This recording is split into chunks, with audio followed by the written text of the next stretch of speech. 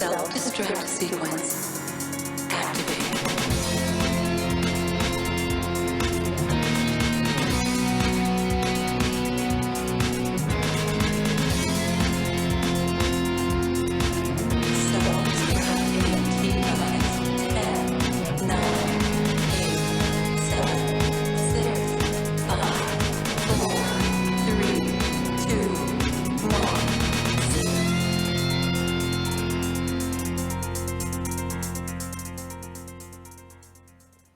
Hey, what's going on, everybody? This is Runkley here, and welcome to another edition of the Self-Destruct Sequence podcast.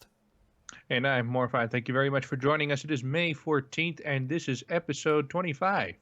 And we're pretty light on the news this week, but we do have some new information. Descent Underground just recently, and I just now realized that my notes here are for the previous update, but Descent Underground, they recently released a new bug fix patch to the production environment, and basically what they did, they just recently released the fusion cannon, right?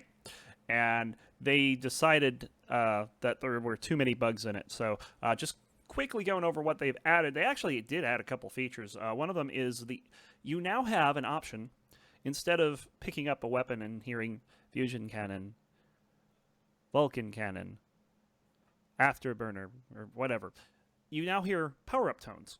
So there's now I haven't heard them myself, but you have the option between the two. So if you like the talking text, you can do that. If you like the power up tones, you can do that. So pretty good option. One of the other things that they fixed, they recently had a problem running under the latest Mac OS X version, and they have now fixed that. So if you have a Mac and you weren't able to play the game, you should be able to do that now. In Linux, the game client is now launching from the launcher without a message saying something about missing libraries. Just a bunch of bug fixes. And even in VR, there was a crash fix on a map transition. A whole bunch of minor fixes that they added in this last patch just to make the game a little more stable. So if you're having trouble with it with the 2180 patch with the Fusion Cannon, check out 2195. Hopefully it's fixed for you. So and that's Descent Underground. That's all it is. Can I replace the audio pickup sound with the Descent one cheater? I don't think you can. And thank you for the note in there. Anyway, moving on, we have Overload actually sent out a update on Kickstarter from their new office in Champaign, Illinois. So they wanted to give us an update as to what they're doing with the game, what they've done in the last week. So their main goal right now is to map out the direction of key elements of the game. And one of the things that they've done, they've created a list of weapons and robots that they're going to use for the final game, so that they have a plan as to where to go. They have prototyped all the weapons and weapon upgrades, so you'll be able to see those in game. They started working on the auto map, which is always a good feature. They've updated the level editor to for more usability, because this level editor is something they actually want to release with the game, which is really cool. They are starting to work on the high-level story concept, and they've done a first pass at an actual cockpit mode. If you remember from the teaser, they had just it was just looking.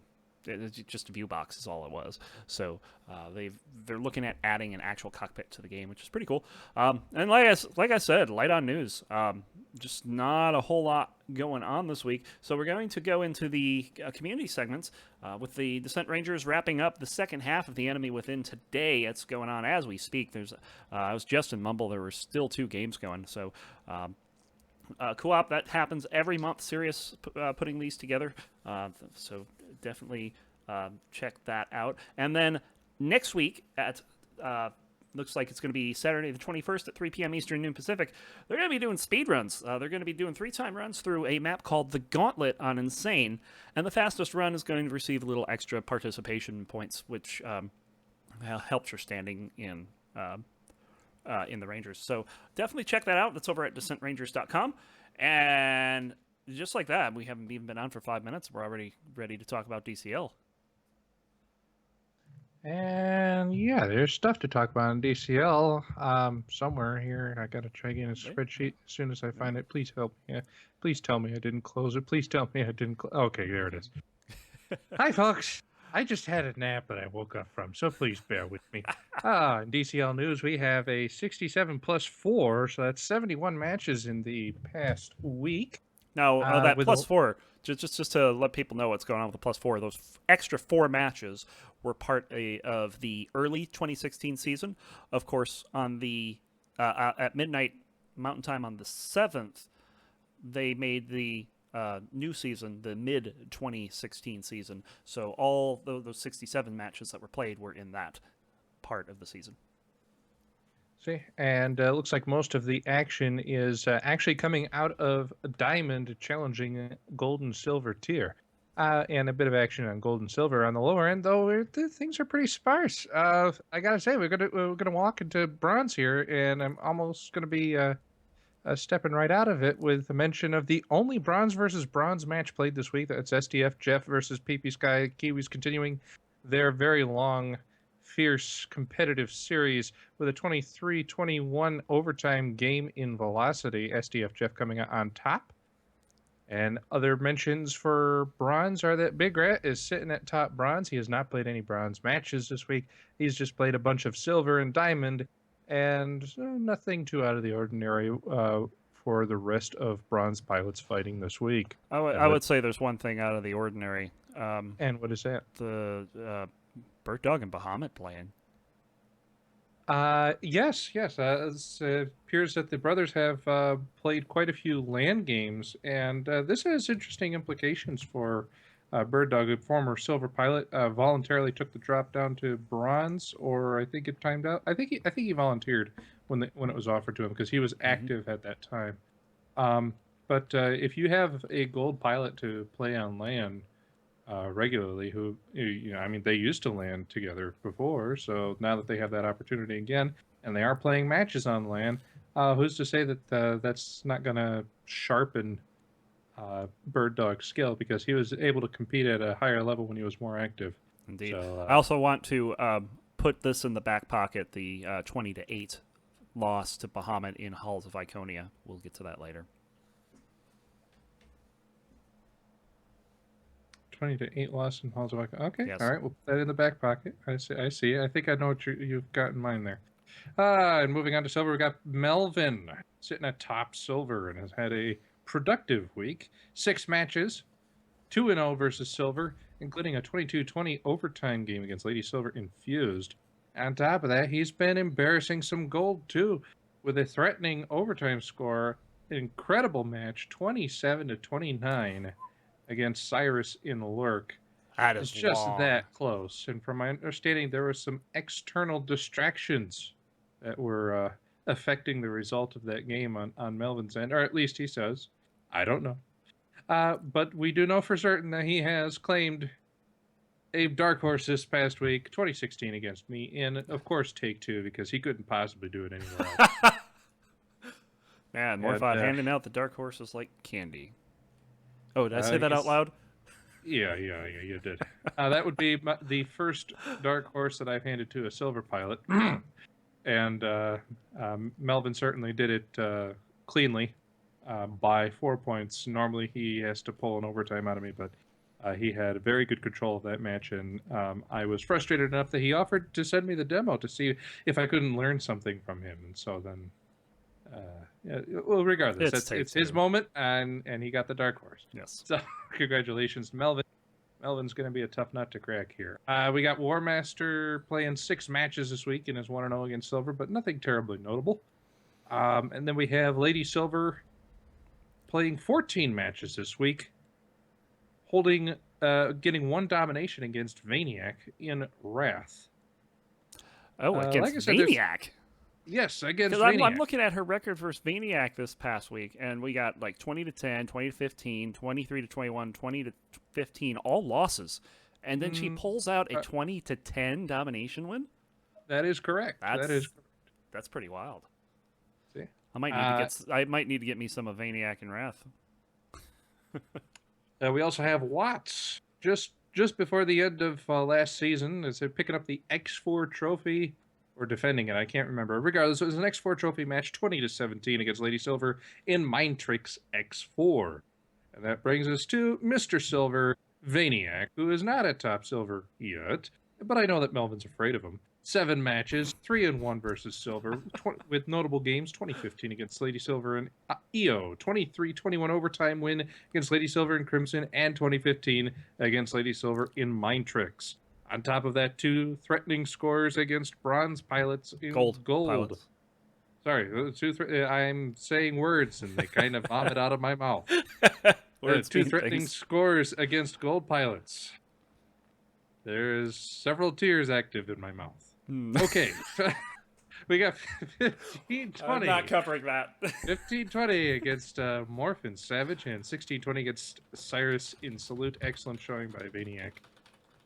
And that is all we got for silver. We're moving on to gold already. We've only been on 12 minutes, and I've embarrassed myself about 4 times. Let's see how many more I can do. They got Cyrus cranking out 10 matches this week, but he's only played 2 against gold, and he's 1-1, getting a solid victory over Morph 2017 in his home of Rip, which is also his home in Rip. Home and home. Which is a garbage home. That's right. Both pilots have Rip as their home level and are trying to promote the popularity of that level. But it looks like Cyrus is on top, reversing. Actually, that is the first time that Morph has lost in RIP in a match in DCL in the last 2 seasons. So excellent job there by Cyrus. And on top of that, he's gotten a threatened score. Let's get the tier right against Diamond with an 18-20 score against Jedi Luke in Mind Tricks. We move on to Dracona playing 8 matches this week, all against Diamond, and 3 threatening scores against that tier. 15-20 against Jedi Luke, 16-20 and 16-20 are the scores in Lurk X2, Wrath X4, and Athena.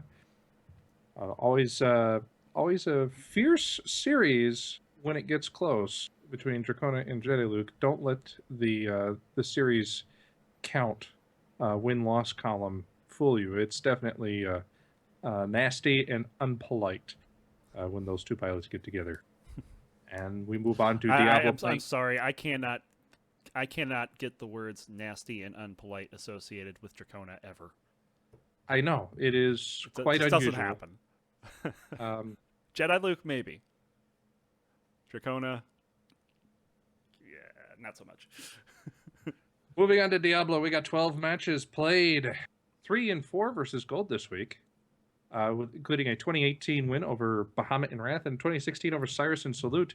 And on top of that, some small success against Diamond, a 15-20 threatening score against Jedi Luke in Logic X4, and a 2016 victory over Jedi Luke in Flea for the first Diamond Dark Horse, Diamond Gold Dark Horse issued this season. Ever. So congratulations to Diablo. A little bit of history there.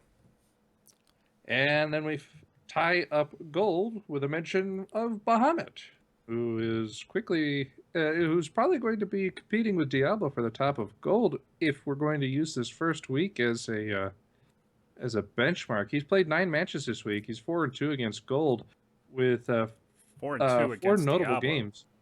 Yes, 4-2 against Diablo, but Diablo is Gold. That includes a 20. All the matches are against Diablo here to be mentioned: 2015, 2017, 2016, and Wyndham, Flea, X3, and UGG. That UGG match was for the trophy. So that is now Bahamut is the Gold Fusion champ. And on top of that, a 2010 domination of Diablo in UGG, and it was likely the first or a rematch for that trophy as well. To be sure, the first match, that 20-10 domination, does not show as being a Fusion Trophy match. Interesting. Yes. But regardless, Bahamut is currently the Gold Fusion champ, which of course makes him of interesting subject to me. We'll see what happens in the next week. And that'll tie up Gold. And we move on to these very, very long lists that I have here for only 2 pilots, the Diamond tier. We'll start with Jedi Luke playing 26 matches, 14-1 against Gold, including 3 dominations against Cyrus, holding Cyrus to 5 in Logic X4, 9 in Ascend, and 9 in Wrath X4. They have a domination against Dracona, holding her to 9 in Logic X2. But this is trickle-down economics here on the DCL. So we go down to Silver with dominations handed out to Entropy, holding him to 3 in Wrath X4 and 1 in Logic X2. Ooh. Domination against Lady Silver, holding her to 2 in Logic, and Vaniac to 2 in Vamped. And that's not enough. He had to go all the way down the ladder and get the very elusive Bronze domination. In order for Gold and Diamond tier pilots to gain a domination against Bronze, they have to hold an established Bronze pilot, so no newcomers, to 0. I would say top Bronze qualifies as established. I would say so as well. A former Silver pilot, nonetheless. Mm-hmm. Holding Big Rat to Athena X2. So holding any established pilot to scoreless is remarkable in and of itself. So definitely a notable achievement there. I know it doesn't seem, oh wow, you beat up on a Bronze guy. You held him to nothing. Yes. Nothing. So good, excellent showing there by one of the Supreme pilots. I'm actually curious to see the number of, because I don't know if you guys noticed, one of the things that got added with the switchover that we did not cover last week was you can now see the number of suicides that were reported in the match. Yes. And this one is Fortunately, showing our two. automated reporting tools here do not allow us to cover that in our summaries, but They will next week. Hmm? They will next week. Okay. Hold on. I have to read this. This is Jedi Luke's comment on the match. It says, "I think it was 19-1, and I got him to suicide in an up close, dangerous battle in the hallway." Oh man. deliberately courting the shutout. Yes. Very cute. Moving on, we Well done. have Mark 39-2. That's a little bit of emphasis on the first syllable there. Mark 39. Anyway, 9 matches. Against Gold, we have domination against 2 of them against Dracona, both in Untitled, holding to scores of 7 and 9. Domination against Cyrus, holding him to 7 in Forte. From my understanding, Mark 39-2 in Forte is an experience, and I have signed up for that experience against my better judgment. So, Wait, yes. this is something you're gonna do next week.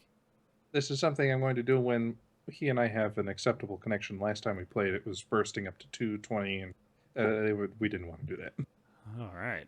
Moving on down the ladder, we got dominations against Silver, holding War Master to 4 in Ascend, and what looks to be a vendetta against Lady Silver. 3 matches in Take-Two, Forte, and Lark, holding to scores of 4, 4, and 1, respectively. Just to put this in perspective here, the most number of points that that in a single game that Mark allowed this week was 9. It took Lady Silver 3 games to get to that. That's how dominating he's being. I mean, that's just ridiculous. Mark, again, it's about trying to recognize the accomplishments of each of the different tiers here, and when you're playing at diamond level, this is the showcase. Is yikes! This guy's really hard to get at. So, yes. But that'll wrap up. Mark's 39-2, still sitting at number 1, and Jedi Luke at number 2. So that's all we got for the DCO recap this week. And I think that was 7 times I embarrassed myself. 8. Okay, there we go. Yeah. We're at 20 minutes. It depends if you count the loss to Cyrus. That's fine. It's the loss to Melvin that has sour taste. Oh, yeah, that's bad. And when I tried to get back at him, it wasn't even good enough to be mentioned in the news. Man. Anyway, so I know we talked about this beforehand. Are we still in agreement on highlight of the week? I would say so. A 29-27 overtime match in Lurk. I would have to say that's gonna be gruesome enough to be match of the week. So, props to both pilots there for putting on a show. Melvin for pushing a gold pilot to the edge there. Cyrus for keeping his cool and pulling out the victory in the end. That's very and just from experience, playing long overtime matches can be pretty grueling. And to be able to go that long without completely breaking down. That is an accomplishment in and of itself. So definitely kudos to both pilots. Just curiosity, how many suicides are on that? How many suicides are on that? Because Melvin will start suiciding. He's one of the more trigger-happy suiciders out there. Yeah, and the thing is, once you get to overtime, obviously you don't want to be suiciding at all because you could lose a game like that. This one is showing as 4. So it's kind of funny because Melvin's comment on it is recombobulated, then discombobulated. Yep, that'll that sounds like a reasonable summary. And both pilots are excellent in Lurk. Of course, I'm better than both of them in Lurk, but don't tell them that. So I'll try not to. Hey, Cyrus, Melvin, Worf is better than you in Lurk. Sorry, that was nothing. Go on. No, I'm finished. You continue. Go right ahead. If that does it, I mean, we're gonna wrap it up. All right then. Since we've got a dreadfully short show here, and I don't even have Jimmy Russell's up my sleeve. Usually, I'm a little more better prepared. Sorry for the late start today, folks. Just getting a little bit out of a nap. But yeah, if you have any questions, concerns, comments, or confessions, or you want to want to start cataloging all of the goofs I make during the show, feel free to contact us. Drop us an email. Emails at selfdestructsequence.org. make a note whether or not you wish to remain anonymous or whether or not you want to make fun of me directly. Come at me, bro. Other contact information, we got Facebook. You can find us on Facebook. You can find us on Twitch. You can find us on Twitch at SDS Podcast. You can find us on Twitter at SDS_activated. And you can find us, all of the information here, on selfdestructsequence.org.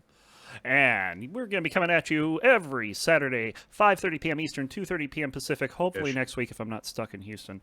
I really hope I'm not stuck in Houston. But you can find us, of course, right here on twitch.tv. You can also check us out over on iTunes. You can subscribe to our podcast over there. You can leave us a rating and review. Let everyone know what you think about the podcast. The more people that we have listening, the better. And if you're wanting to get back into the game, if you have a copy of Descent laying around, don't know what to do with it because it doesn't run on your latest system, well, we've got the link for you. You can head over to descentchampions.org/new_player.php, and there you can find all of the information that you need to get up and running with your copy of Descent on the modern game. Be sure to watch Facebook and Twitter for our next stream. And short show this week, man.